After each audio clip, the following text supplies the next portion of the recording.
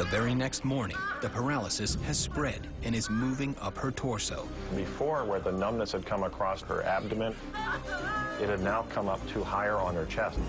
2/3 of Grace's body is now numb and paralyzed. Is it really all in her mind, or does Grace have another, more mysterious illness?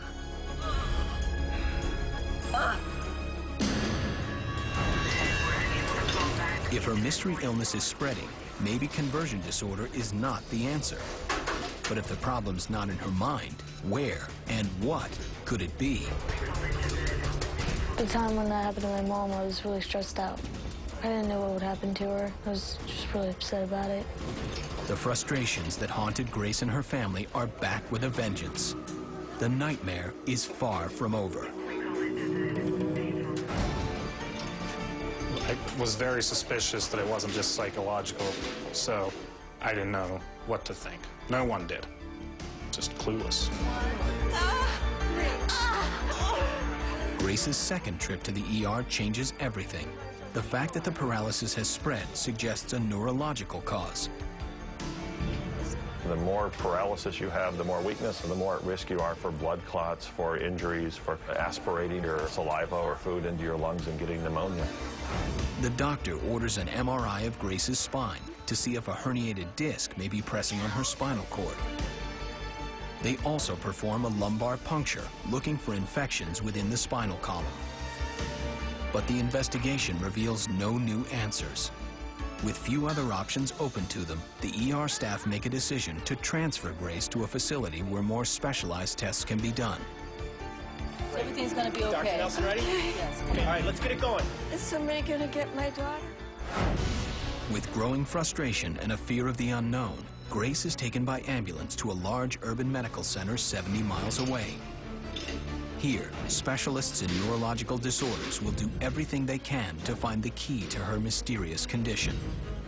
Grace was so severely weak and had trouble with bowel and bladder control, she definitely needed to be in the hospital.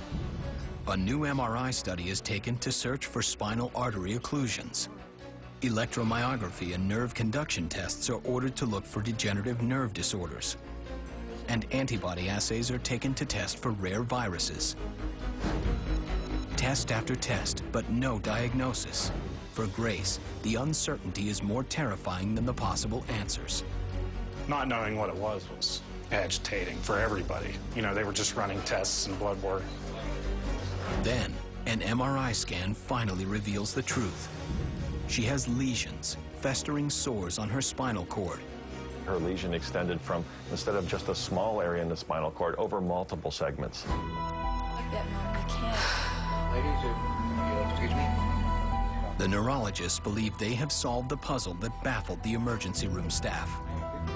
Their diagnosis? Transverse myelitis, a serious inflammation of the spinal cord. I know what that is.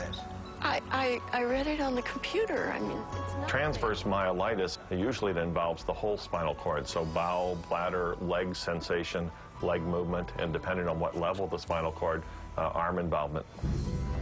Grace is given powerful steroids to reduce the inflammation on her spinal cord and plunges into intensive rehabilitation. With proper treatment, transverse myelitis rarely recurs. Oh my gosh. The therapy is grueling, but Grace refuses to give up. She challenges her body, forcing her weakened limbs to work hard. Over the course of 3 difficult weeks, Grace makes steady progress toward a recovery. Her children visit her often and lend much-needed support. And 3 weeks later, she's ready to leave the hospital. When my mom got out of rehabilitation, I wasn't really worried because she said she was doing better. She felt physically better. And my sister was there 24/7 with her to help. Just a little bit of help. Oh, I'm okay. Grace, who used to do distance walking, now struggles to get across a room. We'll get you a little, Actually, though, I'm doing pretty good. But it's a new beginning. Slowly, both her condition and her morale improve. And yet, her battle with her disease is far from over.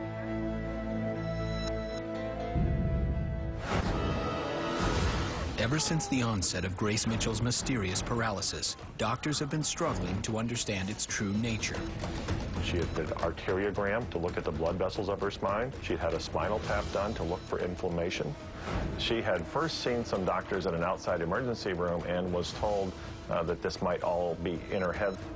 Finally, after endless rounds of X-rays, MRIs, and various blood tests, Grace's journey may be coming to an end.